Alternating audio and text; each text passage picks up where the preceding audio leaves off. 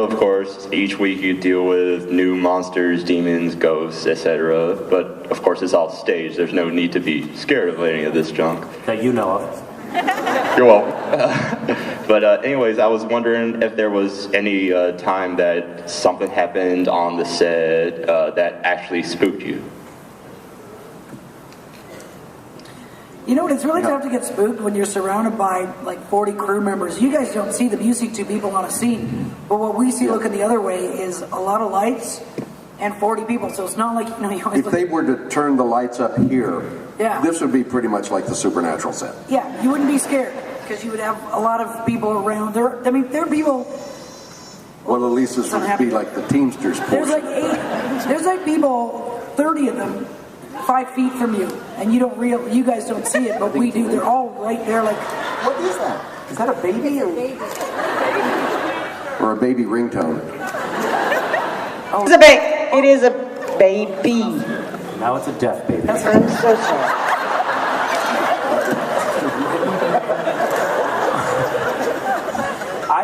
Oh, I know that. Really, that is not happy. Right Did somebody muffle that?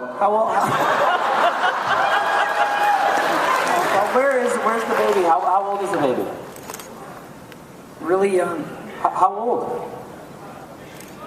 We can't hear you. The baby's gone. The baby's gone. Oh, childhood is so brief. Yes, now it's no longer a baby, it's a young man. I had actually one very spooky experience on Supernatural, which was, were you there? Yeah, you were there. The alley behind the Chinese restaurant. What Chinese? Oh, yes. And then I don't know, it was the end of season 5. Yeah, maybe like it was 5:21, 5:20. You were going upstairs in the hotel to blow up or something, right? Yeah. And we had a little thing in the alley where we ran out of the back door of a Chinese restaurant kitchen in Chinatown in Vancouver. And and it was a real Chinese restaurant, and they only needed it for the alley and the doorway. They weren't shooting in the restaurant at all, but they closed the restaurant down for the day so that we could, use the kitchen to come out the door. The stuff we saw in that kitchen. This wasn't supernatural. Believable. This was super scientific. It was horrifying. I mean, there were like the bowls of like condiments that you would get, when at your table, like the mustard sauce and the hot sauce, with cigarette butts stuck in them, and this was what they were going to be sending out. Like, these were the stuff in the sink. The stuff in the sink, the stuff that was boiling in that pot. There was a pot boiling on this, like some sort of a soup. Yeah, it looked like they were making bags floating in it. It was like they were making soup out of tires and chickens on the floor. Frogs. Really, like we can't do justice to what we saw in there. Hello, gorgeous. Whoa! Get up here. Julie McNevin.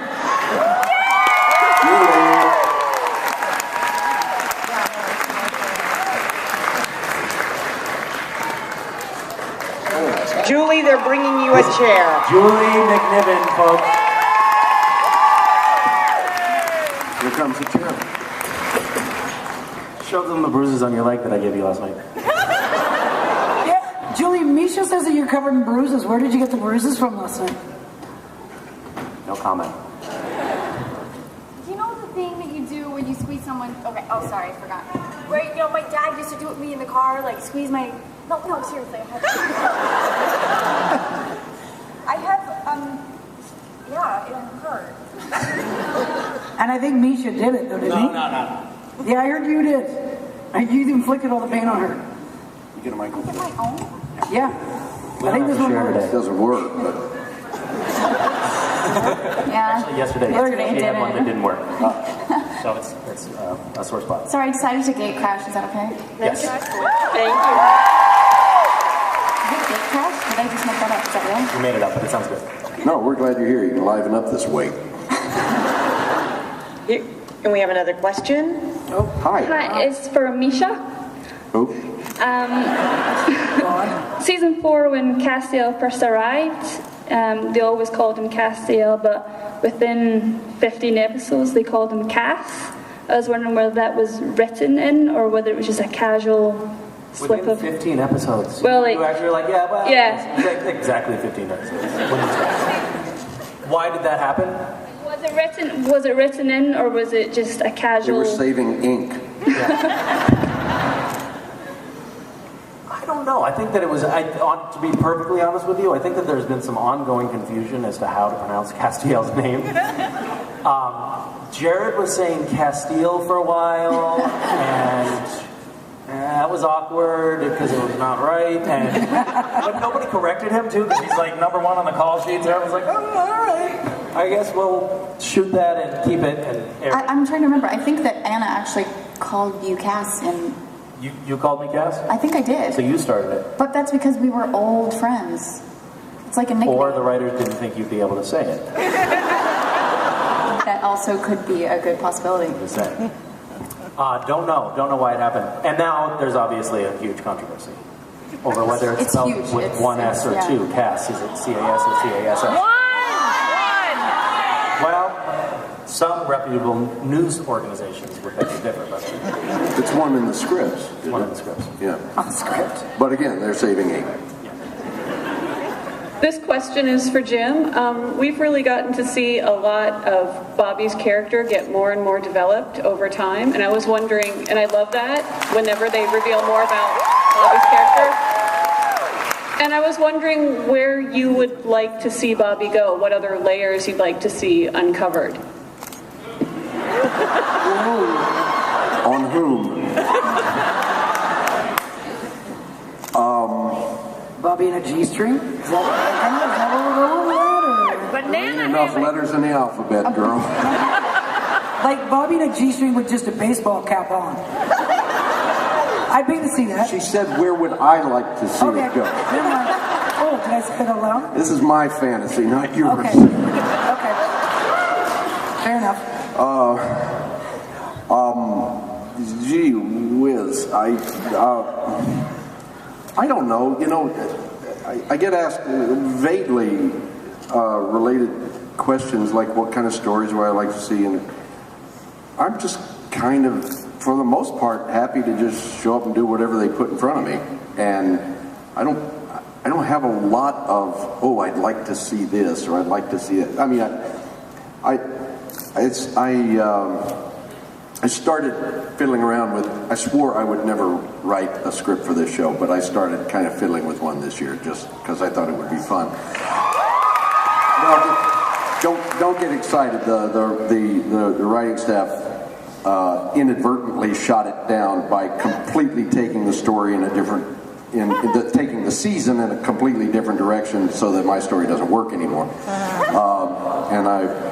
But at any rate, I was thinking, well, I put all the stuff I'd like to see Bobby do in this episode. And then I was trying to make a list and I couldn't come up with very much. And oh, well, you know, maybe I get him to speak Japanese again or something. That'd be fun. But I mean, that's pretty trivial. I don't care as long as he's like alive and Hey now. and Yeah. Wow, that was nice.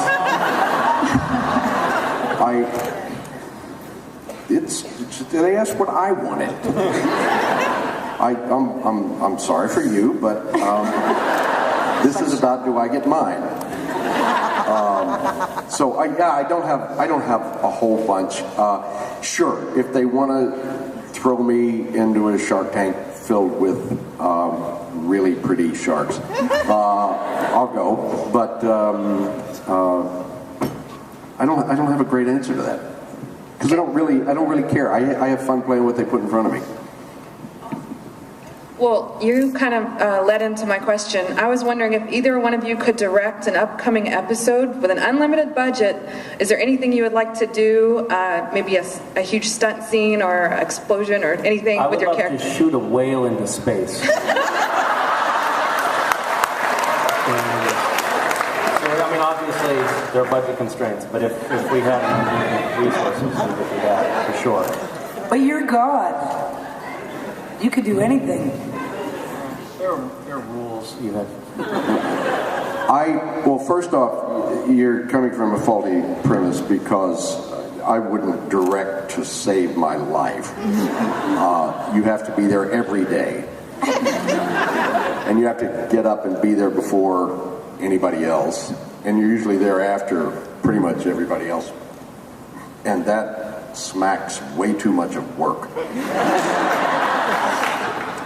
Nothing I do feels like work, but I see people directing, and I think, well, there's a stroke waiting to happen.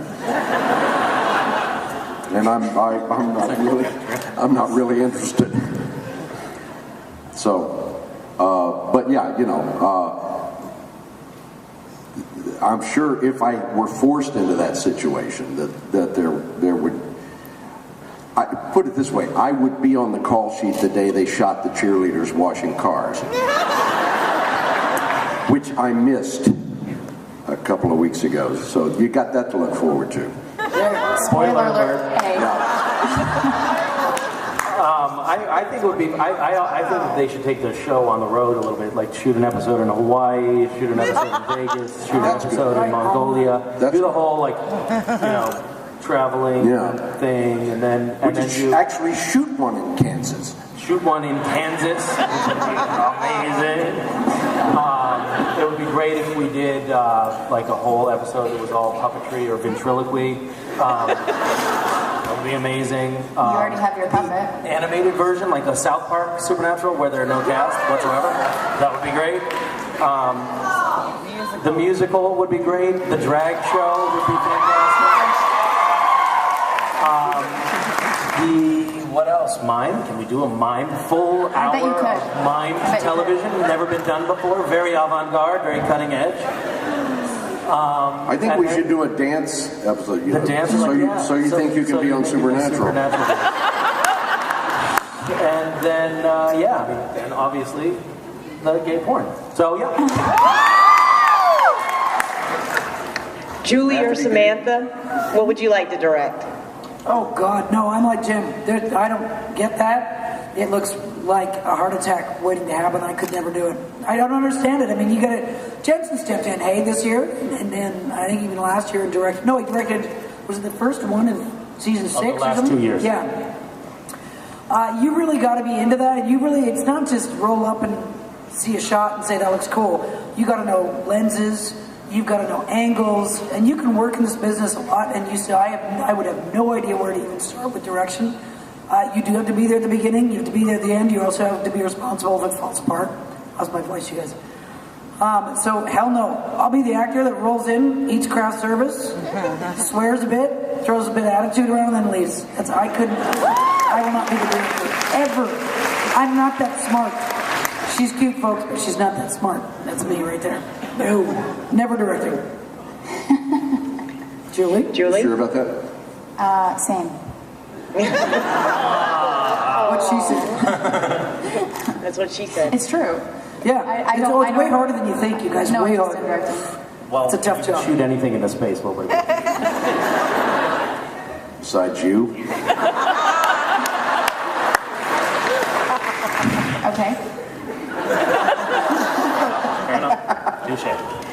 And unfortunately, this will be our last question this hour. How does that go so fast? Funnily, Because you it guys will not are be so our last awesome. answer. How does that go so fast? We got like 5 questions. Yeah, that was the record of the fewest That was questions like 5 per questions hour. we We got. just rambled on. Sorry, and on. you We're guys. actually We going to keep rambled. going right now. We're not even going to let you get this last question out. In fact, we're going to ask a few of our own. Oh, we did. You, the one that's standing up with the microphone. Where are you from? Lewistown, Pennsylvania. Wait, who? Lewistown, Pennsylvania. Likely story. And what's the major export of Lewistown, Pennsylvania? It used to be Goss Candy, but they went out of business, and now it's Hartley's Potato Chips. Oh, really? That's where the Hartley's potato chips come from. How exciting. Oh, you know what? I wondered that. Before we go, I do have a request. Yes. Let's take the last question, but I do have a request that Julie McNiven kind of motivated me to. We'll do it afterwards. Let's do the question. What did I motivate? No. Don't Let her get the question out. It's a secret. It's a secret. Okay, what's the question? My question is for Misha, Oh, okay. Thank you, God. and I was wondering if Cass ever died and went to heaven instead of purgatory, what Cass's heaven would be like.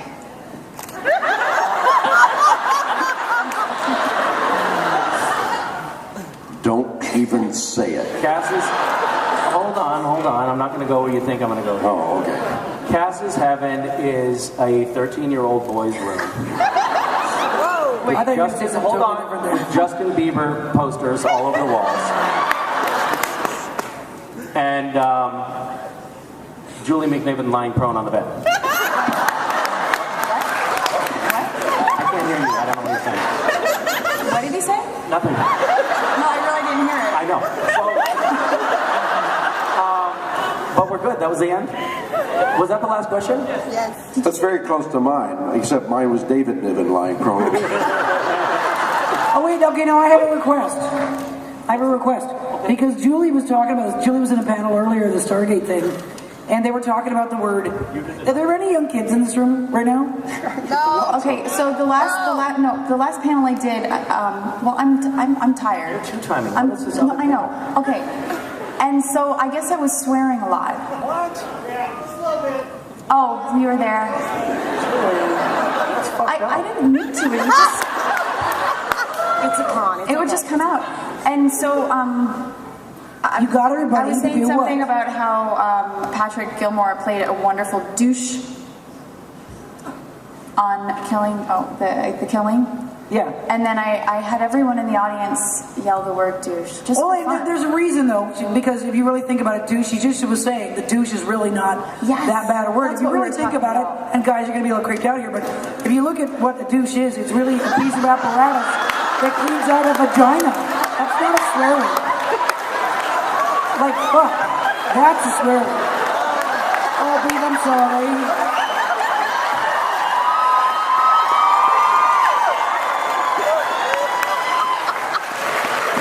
That's almost worth it. If you think about it, like, excuse my language, fuck or shit. Okay, that's offensive.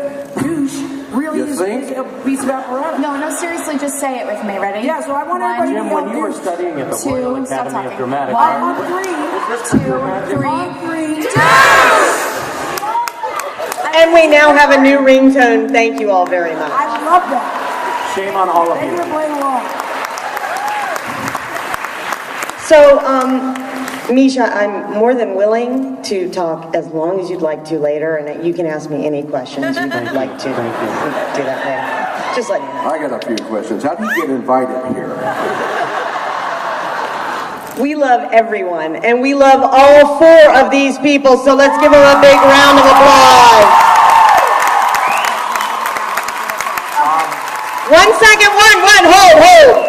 There was a lady who was vibrating and happy, and I gave her my extract card before this panel. I need her to come up here, because all four of these people just very nicely signed a supernatural set for you, sweetheart. Come here. So come on up, woman with the vibrator. Where's the vibrator? She was vibrating. May have switched to another dimension. What are we doing? We're doing some more photos right now, I think, and then some more. Yeah, we're gonna go sign some more photos. So, wait, are we doing autographs tonight or tomorrow? No. What?